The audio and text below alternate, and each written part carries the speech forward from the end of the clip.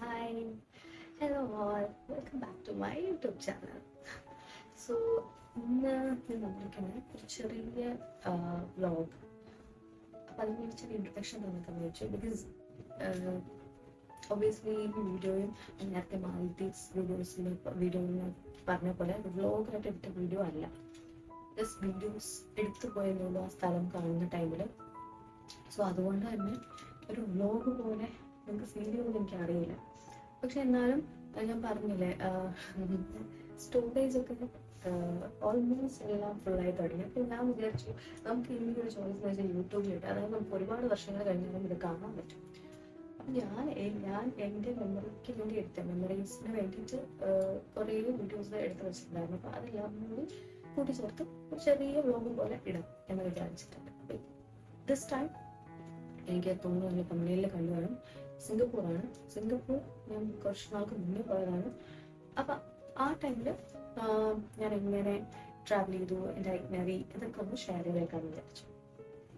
So സിംഗപ്പൂരിൽ പോയപ്പോൾ ഞാനൊരു ട്രാവൽ ഏജൻസി ആയിട്ടാണ് പോയത്. ഞാൻ സ്വയം ഐറ്റ്നറി ഒക്കെ പ്രിപ്പയർ ചെയ്ത് വിസ തൊട്ട് ഈവൻ ട്രാവലിംഗ് എല്ലാം ഞാൻ തന്നെയാണ് പ്ലാൻ ചെയ്തത്. ഞാൻ തന്നെ ഇത് മൈ പേരൻസ്. സോ പേരൻസിൻ്റെ കൂടെയാണ് പോയത്.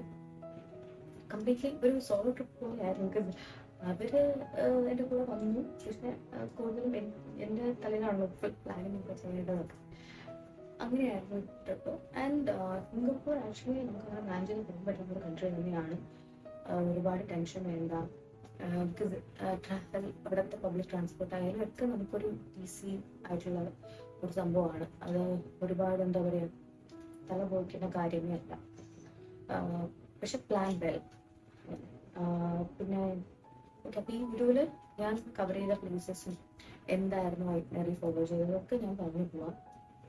അപ്പം അതിനു മുന്നേ എനിക്ക് പറയാനുള്ളത് എന്താണെന്ന് വെച്ചാൽ, ട്രാവൽ വിസ ഒക്കെ ഞാൻ എടുത്തത് അക്ബർ ട്രാവൽസിൻ്റെ അവിടെ കോണ്ടാക്ട് ചെയ്തിട്ടാണ്. അവരുടെ അടുത്ത് വിസ വേണമെന്ന് പറഞ്ഞു. ആൻഡ് അപ്പോൾ അവരാ നമുക്ക് കൊടുക്കേണ്ട ലിസ്റ്റും ഇതൊക്കെ പറഞ്ഞു തന്നു. കുറച്ച് ഡോക്യുമെന്റ്സ് സബ്മിറ്റ് ചെയ്യാനായിരുന്നു. അപ്പം അതിൽ മെയിൻ ഇമ്പോർട്ടൻ്റ് ഒരു സംഭവം എന്ന് വെച്ചാൽ ഒരു 6 months ബാങ്ക് സ്റ്റേറ്റ്മെൻറ്റ് നമ്മൾ സബ്മിറ്റ് ചെയ്യണം സിംഗപ്പൂർക്കാണെങ്കിൽ. അപ്പം സിംഗപ്പൂർക്കാണെങ്കിൽ 6 months bank statement and each person bank statement ആയിട്ടാണ് നമ്മൾ പ്രൊവൈഡ് ചെയ്യുന്നത്.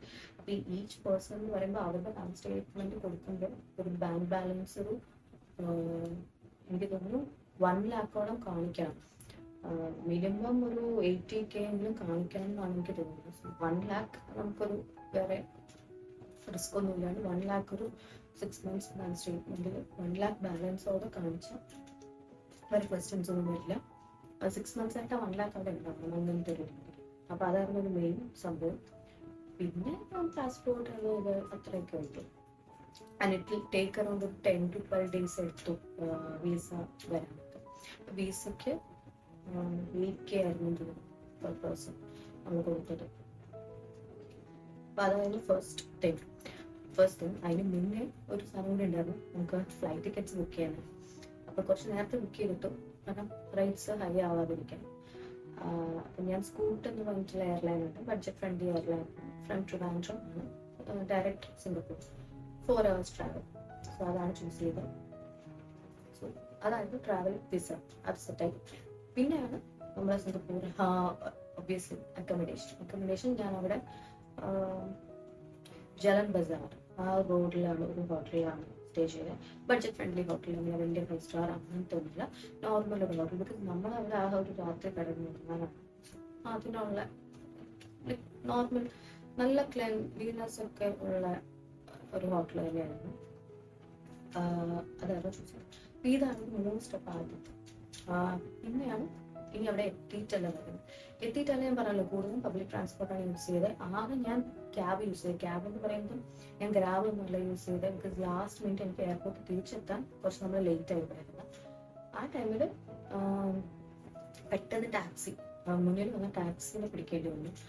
അത് മാത്രമേ ഉള്ളൂ ഞാൻ കുറച്ചൊന്ന് ബഡ്ജറ്റ് ഫ്രണ്ട്ലിക്ക് അല്ലാതെ ചെയ്യേണ്ടി വന്നൊരു കാര്യം.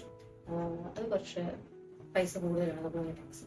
പക്ഷെ ബാക്കിയെല്ലാം ഞാൻ പബ്ലിക് ട്രാൻസ്പോർട്ടാണ് യൂസ് യൂസ് ചെയ്യുന്നത്, അതായത് MRT അവിടുത്തെ ഡ്രസ്സസ് ഒക്കെ. അപ്പോൾ അതിന് നമുക്കൊരു ഈസി ലിങ്ക് കാർഡ് വേണം. അത് ഞാൻ നമ്മൾ എയർപോർട്ടിലായിരുന്നു, താഴെ MRTയുടെ സ്റ്റേഷൻ, അവിടെ ഒരു കൗണ്ടറിൽ നമുക്ക് ഈസി ലിങ്ക് കാർഡ്സ് കിട്ടും. നമ്മളൊരു $10 കൊടുത്തു കഴിഞ്ഞാൽ ആ കാർഡ് നമുക്ക് കിട്ടും. പിന്നെ നമുക്കത് റീചാർജ് ചെയ്യാം. ഓൾമോസ്റ്റ് എല്ലാ MRT സ്റ്റേഷൻസിലും റീചാർജിന് വേണ്ടിയിട്ടുള്ള കൗണ്ടേഴ്സ് ഉണ്ട്. നമുക്കപ്പം അതായത് ATM മെഷീൻ പോലെ നമുക്ക് തന്നെ റീചാർജ് ചെയ്യാം. അല്ല നമുക്കത് പറ്റുന്നില്ലെങ്കിൽ അവിടെ തന്നെ കൗണ്ടറിൽ പറഞ്ഞു കഴിഞ്ഞാൽ പൈസ കൊടുത്ത് അവർ റീചാർജ് ചെയ്യും. അത്ര ഈസി ആയിട്ടുള്ള കാര്യമാണ്. അത് വലിയ പ്രോബ്ലമേ അല്ല ഈസി ലിങ്ക് കാർഡ്. പിന്നെ അല്ലാണ്ടും കുറച്ച് കാർഡ്സ് ഉണ്ട്, അത് ആക്ച്വലി ടൂറിസ്റ്റുകൾക്ക് വരുന്നത്. എനിക്ക് അതിൽ ലാഭമായിട്ട് തോന്നിയത് ഈസി ലിങ്ക് കാർഡ് തന്നെയാണ് യൂസ് ആക്കുന്നത്. ആൻഡ് ഓൾസോ അതിനൊരു 5 വർഷത്തെ ഇതുണ്ട്, വാലിഡിറ്റി. നമ്മൾ 5 വർഷത്തിനുള്ളിൽ പോവുകയാണെങ്കിൽ ആ സെയിം കാർഡ് തന്നെ നമുക്ക് പിന്നെയും യൂസ് ചെയ്യാം, റീചാർജ് ചെയ്താൽ മതി. That's it. അപ്പോൾ നമുക്കിനി അവിടെ കണ്ട കാഴ്ചകളിലേക്ക് പോവാം. ഫസ്റ്റ് ഡേ തൊട്ട്. അപ്പം ഞാൻ ഫസ്റ്റ് അവിടെ ചെന്നിട്ട് ഈ സിംഗപ്പൂരിലെ ഒരു പ്രോബ്ലം എന്ന് വെച്ചാൽ നമുക്ക് 2 PM ഉള്ളൂ ചെക്ക് ഇൻ ചെയ്യാൻ പറ്റുള്ളൂ. ഞാനവിടെ എത്തിയ ടൈം വെച്ചാൽ ഇവിടെ ട്രിവാൻഡ്രത്തിൽ നിന്ന് രാത്രി കയറി മോർണിംഗ്, അതായത് ഏർലി മോർണിംഗ് സിംഗപ്പൂർ എത്തി. പിന്നെ ഞാൻ അവിടെ MRT പിടിച്ച് ഹോട്ടലിൽ വരെ എത്തി. ഹോട്ടലിൽ നമുക്ക് ബാഗ്സ് ഒക്കെ ലഗേജ് നമുക്ക് കീപ്പ് ചെയ്തിട്ട് നമുക്ക് ജസ്റ്റ് എക്സ്പ്ലോർ ചെയ്യാനായിരുന്നു അടുത്തൊക്കെ. അങ്ങനെയായിരുന്നു ചെയ്തത്. 2 PM തിരിച്ച് വന്നിട്ട് ലോഗിൻ ചെയ്യാം, സോറി ചെക്ക് ഇൻ ചെയ്യാം. ഓർമ്മ. അപ്പം അങ്ങനെ ചെക്ക് ഇൻ ചെയ്യാം. അപ്പം അത് മാത്രമേ ഉള്ളൂ കുറച്ചൊരു സംഭവം. പക്ഷേ നമ്മൾ രാവിലെ ചെന്നിട്ട് ഇവിടെ ഒരു അടുത്തൊരു ടെമ്പിളൊക്കെ ഉണ്ടായിരുന്നു, ഹനുമാൻ കോവിൽ സംതിങ്. അപ്പം അവിടെ പോയി. പിന്നെ ആ ഏരിയയിലൊക്കെ നോക്കിയപ്പോൾ ഫുള്ള് എനിക്ക് നമ്മുടെ തമിഴ്നാട് പോലെയാണ് ഫീൽ ചെയ്തത്. കുറേ ഷോപ്സും അതും ഇതുമൊക്കെ. പിന്നെ നമ്മൾ ഫുഡ് കഴിച്ചു. പിന്നെ എനിക്ക് അവിടുത്തെ മെയിൻ ഒരു സാധനം ഇഷ്ടമായെന്ന് വെച്ചാൽ, എനിക്ക് എൻ്റെ വീട് ഞാൻ എടുത്തു വെച്ചിട്ടുണ്ടായിരുന്നു. അതായത് ഓരോ ഓറഞ്ച് ജ്യൂസ് കിട്ടുന്ന ഒരു സാധനം. അപ്പം അതായത് നമുക്ക് ഓറഞ്ചസ് ഇങ്ങനെ വരുന്നതൊക്കെ കാണാം അതിലൂടെ. പിന്നെ ജ്യൂസ് ആണ്. അപ്പം നമ്മൾ പൈസ ഇടാം, കാർഡ് ഇടാം. നമ്മൾ ഏത് അതായത് $5 $10 ഉണ്ട്, $2 $5 ഉണ്ട്. ഡിഫറെൻറ്റ് ഈ രണ്ടെണ്ണത്തിൽ കപ്പിൽ കിട്ടും. അപ്പം നമ്മൾ ചൂസ് ചെയ്യുന്നതനുസരിച്ച് നമുക്ക് പൈസ ഇട്ട് കൊടുക്കാം, അല്ലാണ്ട് കാർഡ് യൂസ് ചെയ്യാം. നമുക്ക് കാണാം ലൈവായിട്ട് ഓറഞ്ച് വന്നിട്ട് യൂസ് ചെയ്യാം. ആക്ച്വലി ഞാൻ എൻ്റെ വീഡിയോ എടുത്തിട്ടുണ്ടായിരുന്നു. പക്ഷെ എപ്പോഴും എനിക്കറിയില്ല, ലാപ്പിൽ ട്രാൻസ്ഫർ ചെയ്യുന്ന സമയത്ത് എപ്പോഴും എനിക്കത് കഴിയുമ്പോൾ അല്ലെങ്കിൽ ഞാൻ കാണിച്ചു തന്നു. ബിക്കോസ് അത്രയും ഞാൻ ഭയങ്കര ക്യൂരിയസ് ആയിട്ട് എടുത്തൊരു വീഡിയോ ആയിരുന്നു. ഇല്ലില്ല. സോ ഇനി നമുക്ക് ഇത് കഴിഞ്ഞിട്ട്, അതായത് ഈ ഒരു ടെമ്പിൾ വിസിറ്റ് ചെയ്ത ഫുഡ് കഴിഞ്ഞിട്ട് പിന്നെ നമ്മൾ ഈവനിങ് 3 PM കഴിഞ്ഞിട്ട് നമ്മൾ സ്റ്റാർട്ട് ചെയ്തു അവിടെ എക്സ്പ്ലോർ ചെയ്യാൻ. So let's get in the video.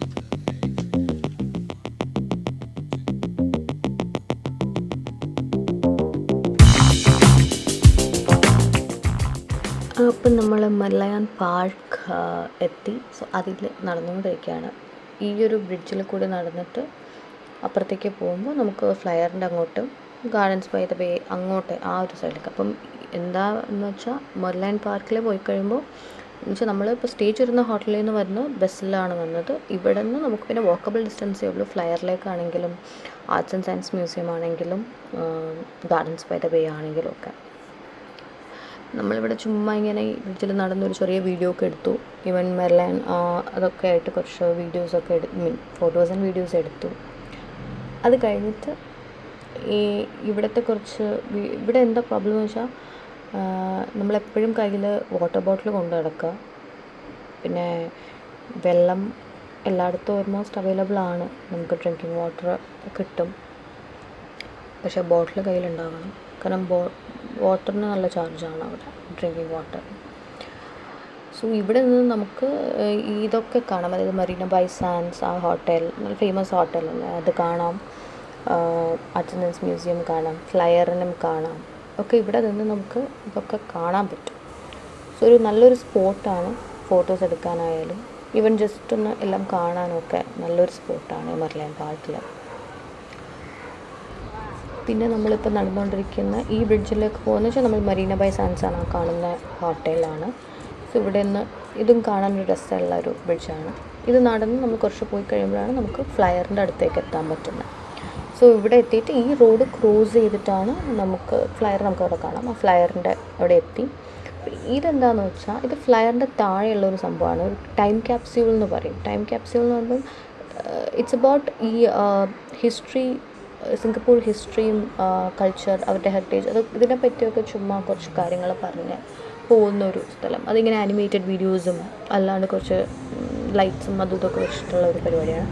വേർത്താണെന്ന് ചോദിച്ചാൽ ഐ ഡോണ്ട് തിങ്ക് വേർത്താണെന്ന്. പക്ഷേ നമുക്ക് ചുമ്മാ കുറച്ച് കാര്യങ്ങളൊക്കെ അറിയണം അങ്ങനെയുള്ള ആഗ്രഹമുള്ള ആൾക്കാരുണ്ടാവില്ല. ഹിസ്റ്ററി അറിയണം, കൾച്ചർ, അവരുടെ അങ്ങനത്തെ ഒക്കെ ആഗ്രഹമുള്ളവർക്കത് നല്ല എക്സൈറ്റിംഗ് ആയിരിക്കും. പക്ഷേ എനിക്കും ഇതിങ്ങനെ ലൈറ്റ്സൊക്കെ കണ്ട് ആനിമേറ്റഡ് സംഭവങ്ങളൊക്കെ കാണുമ്പോഴേക്കും ഒരു ചെറിയ നമുക്ക് കണ്ടിരിക്കാനുള്ളതുണ്ട്. പക്ഷെ വേർത്താണോ എന്ന് ചോദിച്ചാൽ ഐ ഡോണ്ട് തിങ്ക് സോ. ഇതിന് ശേഷം ഇതിൻ്റെ എക്സിറ്റിലാണ് നമ്മൾ പിന്നെ ഫ്ലയറിലേക്ക് പോകുന്നത്. അപ്പം ഞാൻ ക്ലൂക്കിന്നാണ് ടിക്കറ്റ്സ് ബുക്ക് ചെയ്തത്, ഞാൻ പറഞ്ഞ പോലെ. അപ്പം ഈ ടൈം ക്യാപ്സ്യൂൾ ആൻഡ് ഫ്ലയർ കൂടി രണ്ടും കൂടി ചേർത്ത് അങ്ങനെയാണ് ടിക്കറ്റ്സ് കിട്ടിയത്. ഞാൻ അങ്ങനെ എടുത്തു, ജസ്റ്റ് കാണാമല്ലോ എന്ന് വെച്ചിട്ട്. അപ്പോൾ ഇതിങ്ങനെ കുറേ നേരം നടന്ന് കണ്ടു കഴിഞ്ഞ് ഇവിടെ നിന്നും കുറച്ച് ഫോട്ടോസൊക്കെ എടുത്തു. അതിനുശേഷം നമ്മൾ ഫ്ലയറിലേക്ക് പോകും.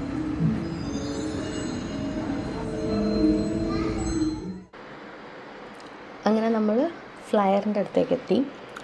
ഇപ്പോൾ ഫ്ലയറിൽ ഇതിങ്ങനെ മൂവ് ചെയ്തുകൊണ്ടേയിരിക്കും. സോ നമ്മുടെ ഒരു പ്ലാറ്റ്ഫോം ഉണ്ട്, അവിടേക്ക് കറക്റ്റ് ആ ഒരു ലെവലിൽ എത്തുമ്പോഴേക്കും നമുക്ക് കയറാം. സോ ഇതൊരു നല്ല എനിക്ക് എന്തോ ഭയങ്കര സ്വീറ്റ് ആൻഡ് ക്യൂട്ടായിട്ട് തോന്നി. എനിക്ക് എന്തോ അവർ മെൻഷൻ ചെയ്തു, എന്തോ കപ്പിൾസിന് വേണ്ടിയിട്ട് എന്തോ ആണ്. സോ അതിനകത്ത് ക്യാൻഡിൽ ലൈറ്റ് ഡിന്നർ പോലെയൊക്കെ സെറ്റപ്പ് ചെയ്തിട്ട് അതിന് ചാർജ് എക്സ്ട്രാ വരുമെന്ന് തോന്നുന്നു അങ്ങനത്തെ ബുക്ക് ചെയ്യാൻ വേണ്ടിയിട്ട്. സോ അത് ഇതിലൊരു ഞാൻ ഒരെണ്ണേ കണ്ടുള്ളൂ, മേ ബി 2-3 ഉണ്ടാവുമായിരിക്കും ഇതുപോലെ. ഫോട്ടോഗ്രാഫറും അതിൻ്റെ ഉള്ളിലുണ്ടാവും. സോ അവർ നമുക്ക് ഫോട്ടോസ് എടുത്തു തരും. നമുക്കത് അങ്ങനെയാണ് ഞാൻ മനസ്സിലാക്കിയത്. സോ അത് കഴിഞ്ഞിട്ട് നമ്മൾ ഫ്ലയറിൻ്റെ ഉള്ളിലേക്ക് കയറി.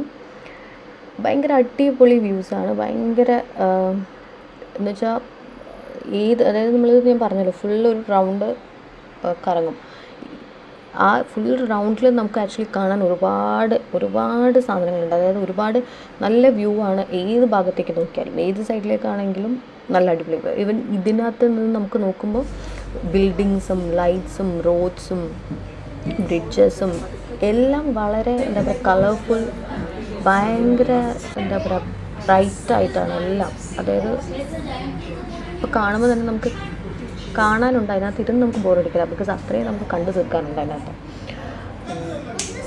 പിന്നെ ഉള്ളതെന്ന് വെച്ചാൽ ഇവിടെ നിന്ന് തന്നെ നമുക്ക് ഗാർഡൻസ് ബൈ ദ ബേ, അതിൻ്റെ ലൈറ്റ് ഷോ ആക്ച്വലി ഇതിനകത്ത് നിന്നാലും കാണാം. ഇവിടെ നിൽക്കുമ്പോൾ നമുക്ക് അവിടെ ലൈറ്റ് ഷോ നടക്കുന്നത് കാണാൻ പറ്റും. കുറച്ച് ദൂരെയാണ്, പക്ഷെ എന്നാലും നമുക്ക് ആ ലൈറ്റ് ഷോ കാണാൻ പറ്റും. ഇത് തന്നെ പറഞ്ഞത് ലൈറ്റ് ഷോ.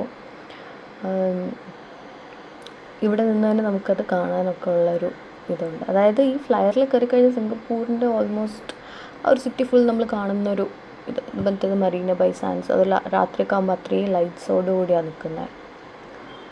അങ്ങനെ ഒരു അടിപൊളി എക്സ്പീരിയൻസ് ആണ് ഫ്ലയർ എന്ന് പറഞ്ഞാൽ. ഇതൊരു മസ്റ്റ് വിസിറ്റ് ആണ് ഫ്ലയർ. മിസ് ചെയ്യരുത്. സിംഗപ്പൂർ പോവുകയാണെങ്കിൽ ഉറപ്പായിട്ടും ഫ്ലയർ ചൂസ് ചെയ്യണം, ഓപ്റ്റ് ചെയ്തേക്കണം.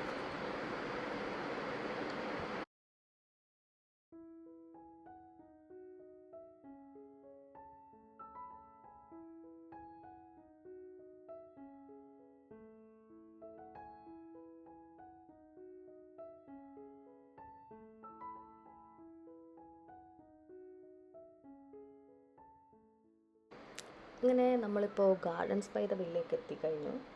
ഇവിടെ ഈ ലൈറ്റ് ഷോ എന്ന് പറയുന്നതിന് ടൈമിംഗ് ഉണ്ട്. ഐ തിങ്ക് 7:30 then 8 അങ്ങനെ എന്തോ ആണ്. 1/2 hour ആണ് ഒരു ലൈറ്റ് ഷോ നടക്കുന്നതെന്ന്. ആ 2 ടൈമിങ്ങിലൊക്കെ നടക്കുകയുള്ളൂ, അല്ലാണ്ട് ഫുൾ ടൈം അങ്ങനെ ഓണല്ല. ബിക്കോസ് വിത്ത് മ്യൂസിക് ആണ് ലൈറ്റ്. അപ്പോൾ ബീറ്റ്സിനനുസരിച്ച് ലൈറ്റ്സൊക്കെ വരുന്നത്, അതാണ് സംഭവം.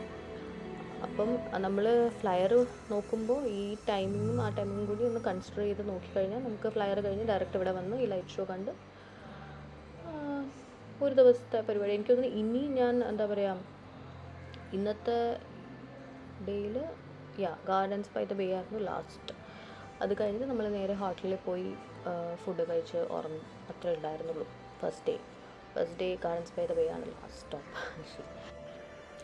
ഇനി നാളത്തെ പ്ലാൻ വന്നിട്ട് യൂണിവേഴ്സൽ സ്റ്റുഡിയോസാണ്, അതായത് സെക്കൻഡ് ഡേ വന്നിട്ട് യൂണിവേഴ്സൽ സ്റ്റുഡിയോസ് ആയിരിക്കും. സോ അവിടുത്തെ സെൻറ്റോസ് ഐലൻഡ് ആ ഒരു കുറച്ച് കാര്യങ്ങളൊക്കെ.